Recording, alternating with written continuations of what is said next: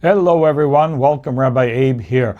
I've been getting a lot of comments on some of the videos that we've done in the past little while, dealing with wealth, money, wealth building, and so on, and how to attract more wealth into our life. And it seems to be that there's a lack of understanding of what this principle actually is. Many people think it's the law of attraction. Other people think, well, no, opposites attract. Opposites never attract, by the way. I want to clarify this because, for the most part, most people, whatever they pray for, they are creating more blockages with those prayers. Yes, most of the people are creating more lack. Whatever you're praying for, you are likely, if you're most people, creating more lack with whatever you're praying for to fulfill a lack. Okay, now why is that? How does that function? Well, first off, we need to understand the rules. What Kabbalah explains is rules, basically, but rules of the universe, not rules of religion per se. There are tools, of course, that the Kabbalists use, but Kabbalah itself is not about a religion. It is about understanding the mechanism of how things work in this universe. Energy is most of all, because everything functions on energy. Everything functions as a result of our consciousness. And if we don't know how it works, then, pot luck. What can I tell you? So, here we go. The point here is, the first understanding we need to have is, what is God? Okay? Well, I don't want to even say G-O-D, because God seems to be an arbitrary name. I know it references the Almighty, the All-Powerful, the Omnipotent, and all the other names that we might like to give it, but the truth of the matter is we do not, at least according to Kabbalah. You may feel you know what God is. According to Kabbalah, we do not. We have no concept of what God actually is. We can know about certain characteristics of the Creator, but if we think we can limit the Creator into a certain box of my understanding, it's not really giving God a whole lot of credit, because if I can understand God, then God, can't be too complex, right? God can't be too all-powerful, because all-powerful means beyond any limitations. And if we are to understand anything, it must have a limitation in order for us to understand it. Think about that. To understand any concept, we must have a parameter. It must be able to fit into a box.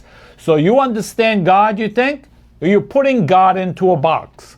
And then God will be limited for you. Sorry, because at least according to Jewish mysticism, God doesn't operate that way.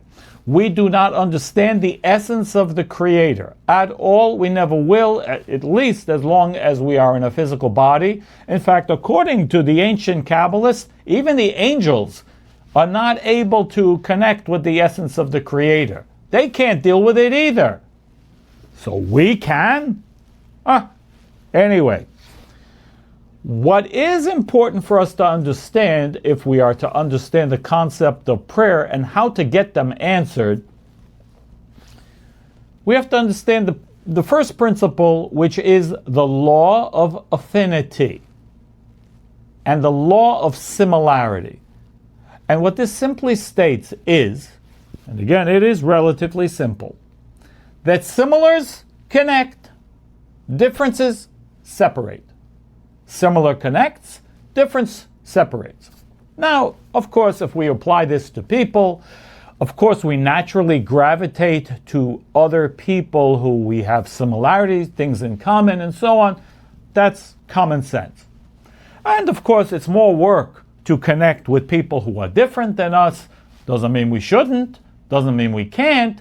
It's just more work, because when someone is in your line of thinking, someone is kind of like you can generally more easily connect with that person. Simple principle, okay? Similarity of form. Similarity connects, difference separates, tends to separate.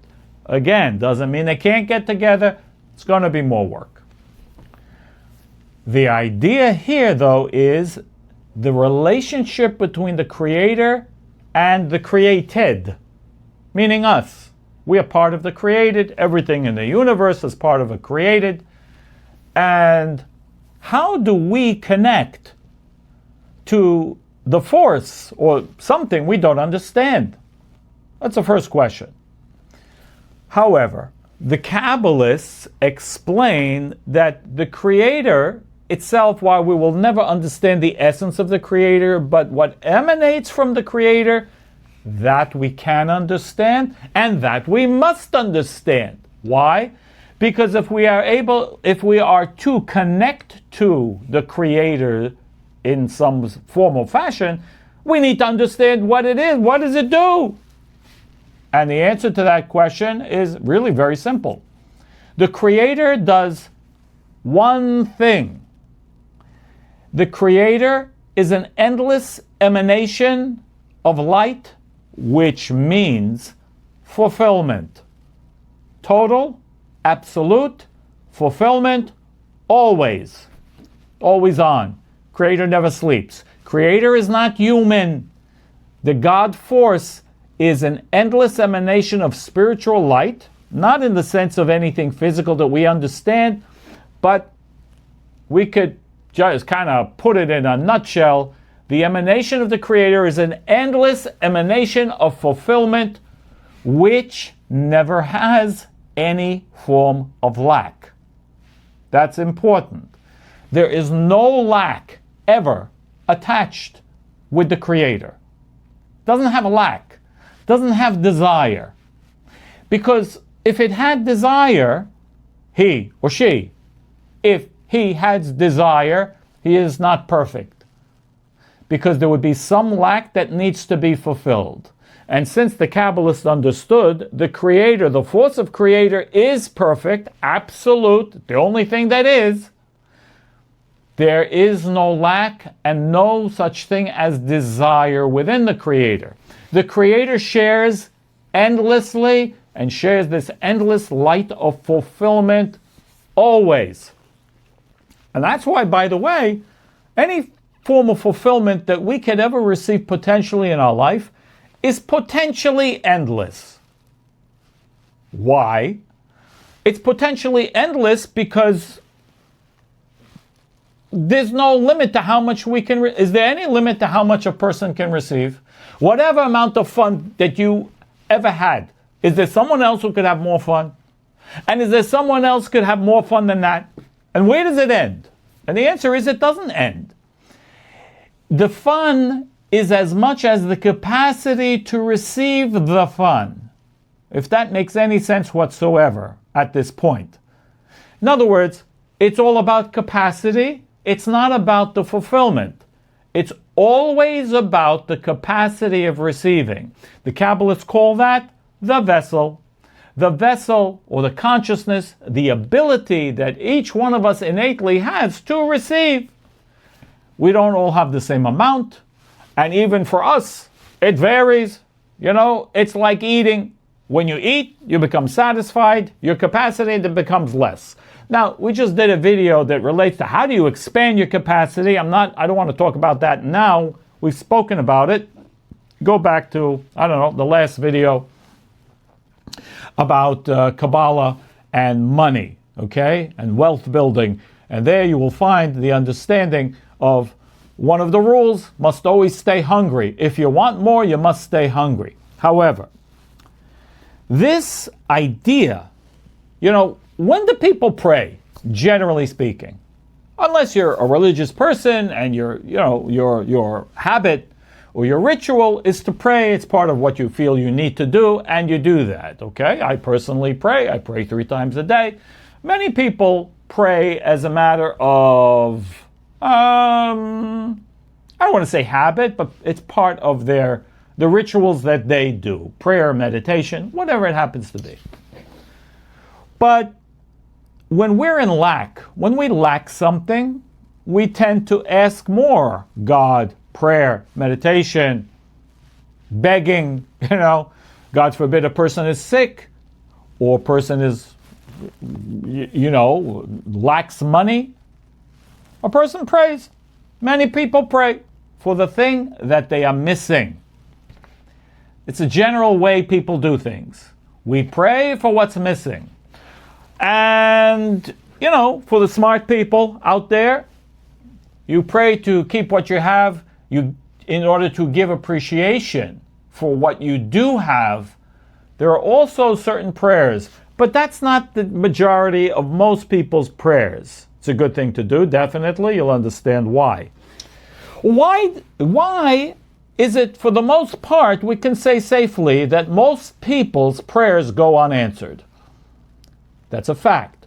Most prayers go unanswered, especially if you're missing something, especially if you're lacking money, lacking help. Who won't pray if you're missing something? Then why would you pray otherwise? No, I guess for most people, you pray when you're missing something, you ask God for things. That's what God's for. He's there so we can ask for things. Really? Not really. No. Not according to the ancient wisdom of the Kabbalah. 5,000-year-old wisdom. What is the purpose of prayer? Now hold on to your chair. The purpose of prayer, from the me perspective, is so I can awaken the spiritual force of the Creator to help others. Yes, you heard me right. To assist in the distribution of spiritual light for all those who need it. The purpose of prayer is not for me asking for me. In fact, it's very interesting. The ancient sages, actually about 2,400 years ago or something, there were a group of 120 sages who formulated the prayers. And the main prayer, if you happen to be Jewish, but it doesn't matter if you are or you're not, it's called Amidah. It's a standing prayer, or Shmona Esrei. It's a compilation of 18 different passages, blessings. There was an additional one added. I won't go into it. But these individuals of 120 sages who were called the Great Assembly, Anshe Knesset Hagdolah, the Great Assembly. What did they do? They did many, many things. I won't go into all the things that they did, but one of them was they composed prayers. Before their time, people did their own prayers. They were in a different spiritual level than we are, and people, they knew what to do, and they prayed their own individual prayer. Great. But they also foresaw that people wouldn't know and wouldn't understand, and it would be forgotten, because every generation we go down spiritually. We are on the other side of the curve. We're going on the way back up, but the people of 2,000 years ago or more were not like us. All right, we're intellectual, we're smart, but we're not necessarily spiritual in the way. We don't have the power, we don't have the consciousness, prophecy in the way that they did. They did have these things, and many of those of the Great Assembly were prophets, in fact. Okay, so they composed the prayer. And if you examine the prayers, for the most part, the prayers are always in plural. They're in the frame of us. Not me, us. Plural. I'm asking whatever I'm asking. For health, for well-being, for whatever, spiritual opening, for sustenance, for abundance. Whatever we're asking in this prayer is on behalf of us, never me. It's not about me. It's about asking for everybody else and not me. Why is that? Because the moment you're busy with your own lack, you get shut down. Why? Why would that be? But I need help. God, don't you want to help me?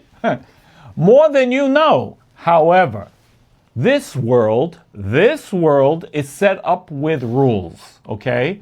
In the spiritual world, things were different. If you want to understand that, you got to learn more Kabbalah. Talk to me, get in touch with, my website. If you really want to learn what, Kabbalah explains about creation, about the souls of humanity, and how we're created, how the whole process, begins, and what the rules are in this universe. But one of them is, as I said earlier, the law of affinity. And what did we say? The law of similarity, law of similars connect. What did we say that the Creator's light is about? Is it about lack or desire? No. We said there is no lack, there is no desire in the Creator's light. So if I'm in a place of lack, how on earth can I possibly connect to that? And the answer is, I can't. That's the answer. The more you try to connect to God from a place of lack, you will attract, guess what? I'm sorry to break this to you. You will connect to more lack. Look around.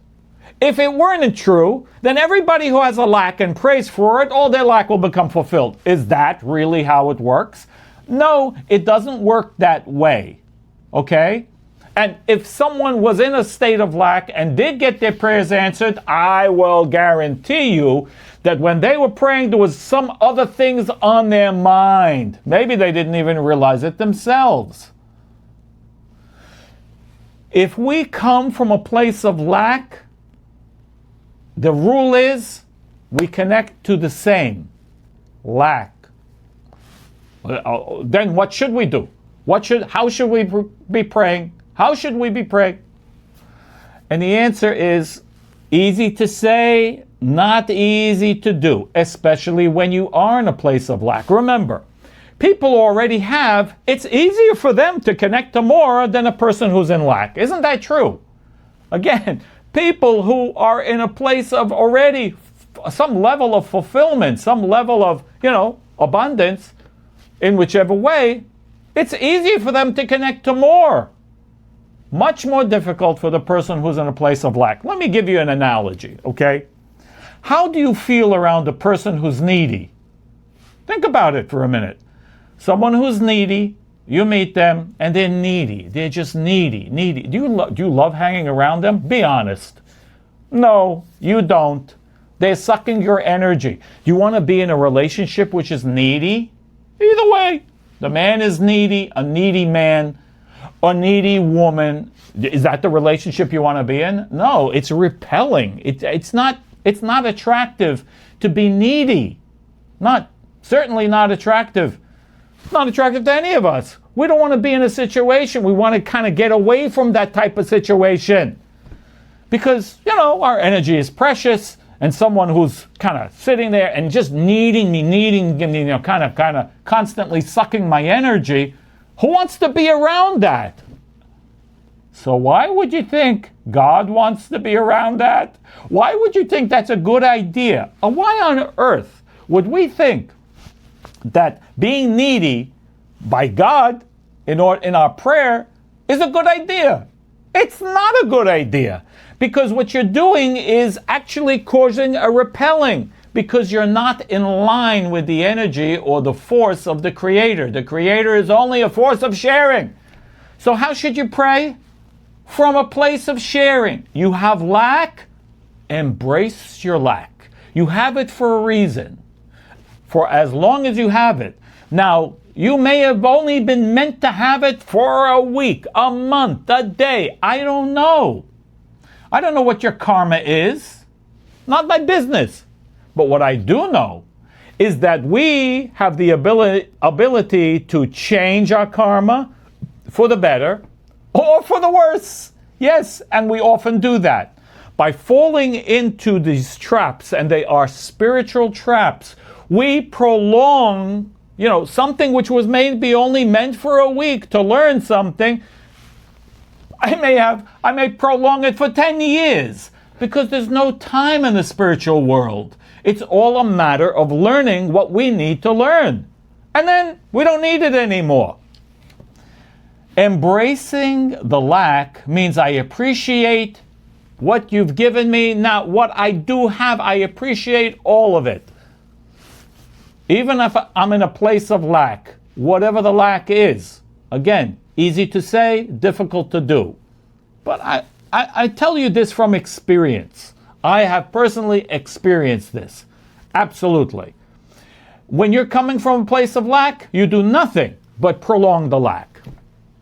So, what should you do? First off, embrace the situation that you're in. Embrace the situation that you're in. With love, with acceptance. It doesn't mean you need to stay there. But embrace where you're at. Embrace where you're at. Feel love, fulfillment in the embracing as best as you can. What you should do next is think of all the people in your life, or even people that you don't know, who are missing what you believe that you are missing. Well, you're not really missing it. But think of all the people who have a lack. Not you, but people who have a lack. And think to be the vehicle. Say, God, whatever words you want. I want to be the vehicle to draw down your light, your blessings, the infinite abundance from you, and bring it and help send it in this world to all those who need it. That's it. That's what you got to do. You want a name from the 72 names? Oh, I love it. The 72 names, because we just opening up a course for pre-registration for our 72 soul code names. It's all about the 72 names in back of me. How to use them, how to alter your consciousness, how to change your destiny using the names. You want a name for now? I'll give you one. Kaf Lamed Yud on the chart. You can download the chart free, RabbiAbe.com. Kaf Lamed Yud. Literally, it spells Kli.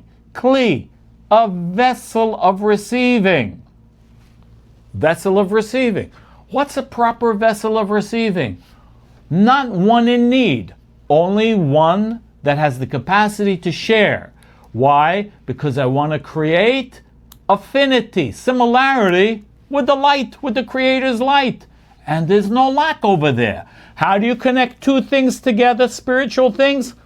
Only by similarity of form. If you're in a place of lack, you are not in similarity of form with the Creator.